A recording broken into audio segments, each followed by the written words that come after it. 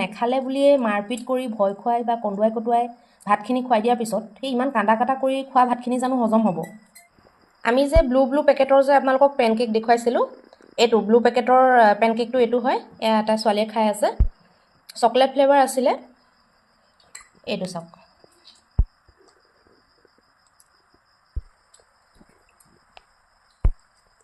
আমাৰ তাইক আকৌ সদায় পেনকেকটো মানে কাটি দিব লাগে।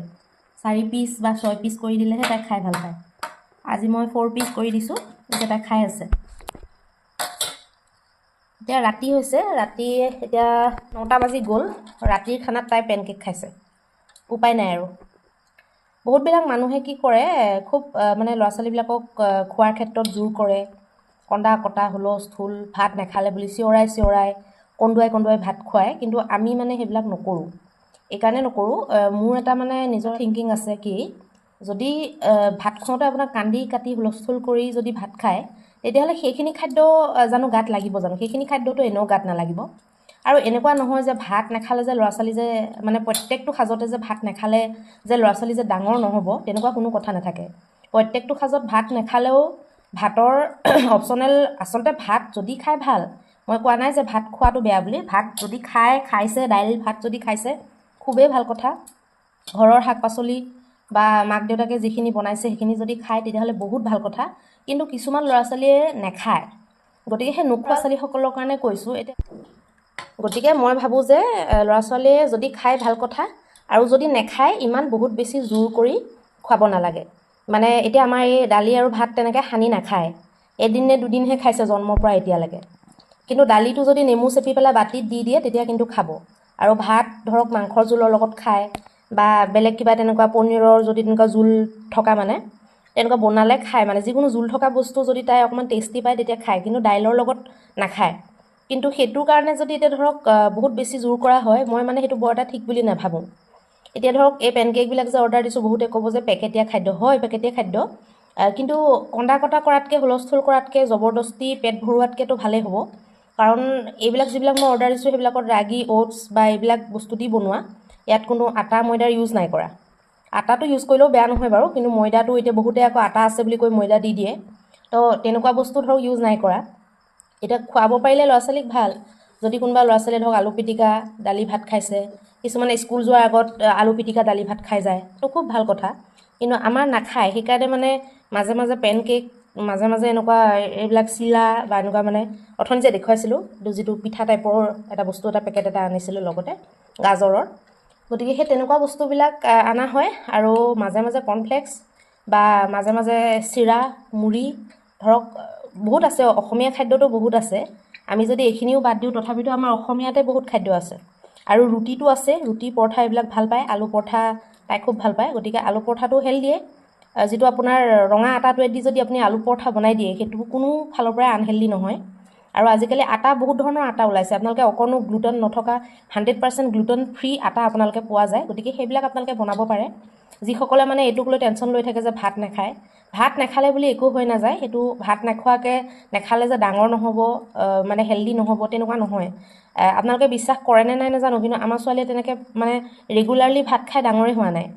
এই ধৰক কেতিয়াবা ৰুটি এখন খালে, ৰুটি মই এতিয়া ধৰক মানে পানীত মাৰাতকৈ মই গাখীৰত ৰুটিটো মাৰি দিওঁ, আটাটো মই গাখীৰত মাৰি দিওঁ। কেতিয়াবা ধৰক আলু পৰঠা দি দিওঁ, তাত ধনিয়া পাত চাত দি দিওঁ, পালেঙৰ পাত চাত এড কৰি দিওঁ, তেনেকৈও ধৰক পেটটো ভৰি যায়। কেতিয়াবা আটা দি মই পুৰি বনাই দিলোঁ ধৰক। গতিকে তেনেকৈ মিলাই খোৱা হয়। আৰু পেটটোও ধৰক ভৰিব লাগিব, নিউট্ৰিশ্যনখিনিও ফিল আপ হ'ব লাগিব, অকলটো পেট ভৰিলেও নহ'ব। আৰু কেতিয়াবা ধৰক বোলে একো নাই, একো বোলে খাবলৈ মন নাই, বা আজি অলপ বেলেগকৈ বনাওঁ, পনীৰকে ভালকৈ বনাই দিলোঁ, সুদা পনীৰকে ধৰক খালে, ভাত চাত একো নাখালে। কেতিয়াবা ধৰক অকল বোলে মাংসকে খালে, সুদা মাংস খালে বা সুদা মাছ খালে, একো নাখালে, বা মাছৰ লগত অকণমান এটেপামান ভাত খালে।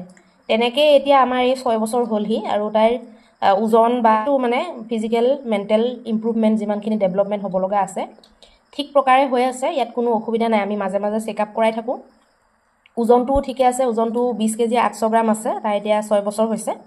গতিকে মই এটা কথাই আপোনালোকক মানে ক'বলৈ বিচাৰিছোঁ, মেছেজ এইটোৱে মই দিবলৈ বিচাৰিছোঁ যে ভাত নাখায় বুলি বহুত কন্দুৱাই কটুৱাই দৌৰি পিছফালে, বা বহুত একদম কিছুমানৰ কান্দি শেঙুন ওলাই যায়গৈ নাকেদি, উশাহ ল'ব নোৱাৰাকৈ কান্দে, তেনেকৈ ভাত খুৱাই দিয়ে। তো সেইটো আচলতে ল'ৰা ছোৱালীৰ কাৰণে বহুত ক্ষতিকাৰক। মই কোৱা নাই যে পেকেট ফুড ভাল, এতিয়া পেকেট ফুড সেইবুলি আমিতো আৰু 10 টকীয়া মেগী ধৰক খোৱা নাই। কেতিয়াবা কাটচিত মেগী খোৱালেও আমি তাইক কেতিয়াও ময়দাৰ মেগীটো খাবলৈ নিদিওঁ, আমি আটাৰ মেগীটোহে তাইক খাবলৈ দিওঁ। গতিকে মাজে মাজে বেলেগ ফুড দিব লাগিব, বাহিৰা খাদ্যও এদিন দুদিন খাবলৈ দিব লাগিব।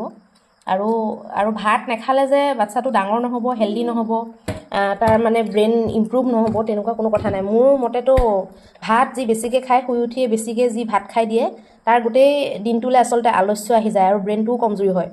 দেখা যায় যে বহুত বেছিকৈ ভাত খালে, সৰুৰ পৰা যদি বহুত বেছিকৈ ভাত খায়, অকণমান তেওঁলোকৰ ব্ৰেইনটোৱে কমে কাম কৰে, কাৰণ আলস্য আহি যায়। গোটেই দিনটোৰ কাৰণে যদি ৰাতিপুৱা সোনকালে ভাতটো খাই দিয়ে, গোটেই দিনটো তেওঁলোকে ধৰক লিখা পঢ়া বিভিন্ন ধৰণৰ বস্তু শিকা, দৌৰা দৌৰি খেলা ধূলা সেইখিনি কৰিবলৈ অকণমান গাটো পাতল হ'ব লাগে। ভাত খোৱালেও কমকৈ খুৱাব লাগে।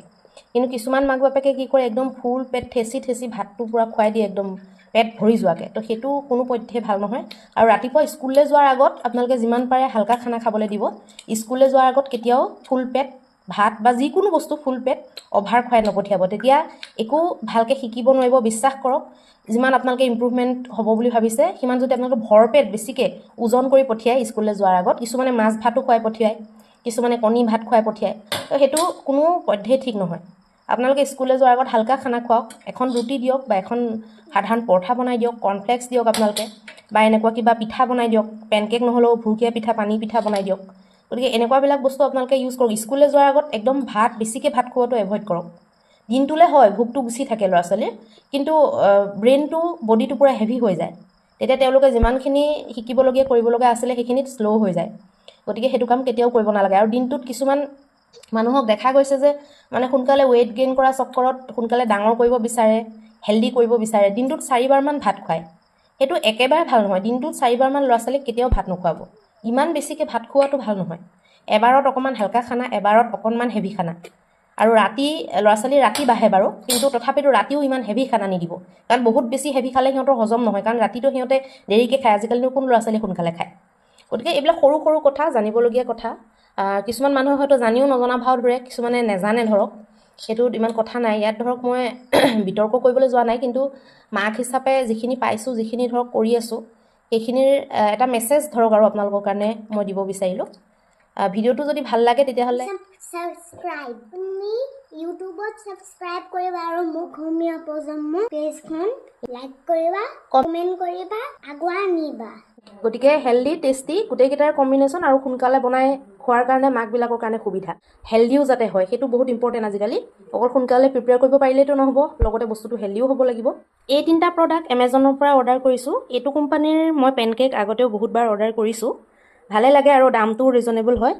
এইটো এইবাৰ পেনকেকৰ লগতে এটা মানে ধৰি লওক, এইটো ক'ব পাৰে ধৰক আমাৰ অসমীয়াত যদি কওঁ, এটা পিঠা আৰু মানে ঘোলটো ইয়াত বনাই ল'ব লাগে। ঘোলটো বনাই পেলাই পিঠা টাইপৰকৈ বনাই খাব পাৰে, আৰু নহ'লে ডোচা টাইপকৈও বনাই খাব পাৰে। এইটো চাওক, গ্লেডফুল লবিয়া এণ্ড কেৰট চিলা, মানে এইটো হিন্দীত চিলা বুলি কয়তো, তেনেকুৱা পিঠা টাইপৰ বস্তুবিলাকক। এইটো আপোনালোকে অৰ্ডাৰ কৰিব পাৰে, কাৰণ ইয়াত কোনো ধৰণৰ প্ৰিজাৰ্ভেটিভছ বা বেলেগ তেনেকুৱা বস্তু নাই। এইবিলাক আজিকালি পেনকেক হওক বা এইবিলাক যিকোনো বস্তু হওক, ল'ৰা ছোৱালীয়ে খাব পৰাকৈ ভালকৈ প্ৰিপেয়াৰ কৰা হয়। তাত কোনো ধৰণৰ গ্লুটেন নাথাকে, ময়দা নাথাকে। গতিকে আপোনালোকে এইটো অৰ্ডাৰ কৰিব পাৰে, ৰিজনেবল দাম হয়। দামটো আপোনালোকক মই দেখাই দিওঁ। ইয়াত বেছিকৈ লিখা আছে নেকি অলপমান। দামটো আপোনাৰ এটাত 149কৈ পৰিছে, এইটোত 149কৈ পৰিছে, আৰু এইটোত আপোনাৰ পৰিছে, এইটোতো 149, ছেইম প্ৰাইচ হয়। গতিকে ল'ৰা ছোৱালীয়ে ৰাতিপুৱা খাবলৈ, শুই উঠি খাবলৈ, ব্ৰেকফাষ্টৰ কাৰণে বা টিফিনত দিবলৈ এটা ভাল মানে ইনষ্টেণ্ট খাদ্য, যিটো নেকি সোনকালে প্ৰিপেয়াৰ কৰিব পাৰে আৰু সোনকালে গতিকে আপোনালোকে যদি ল'ব পাৰে, মই নাম চাম ভালকৈ দেখুৱাই দিছোঁ।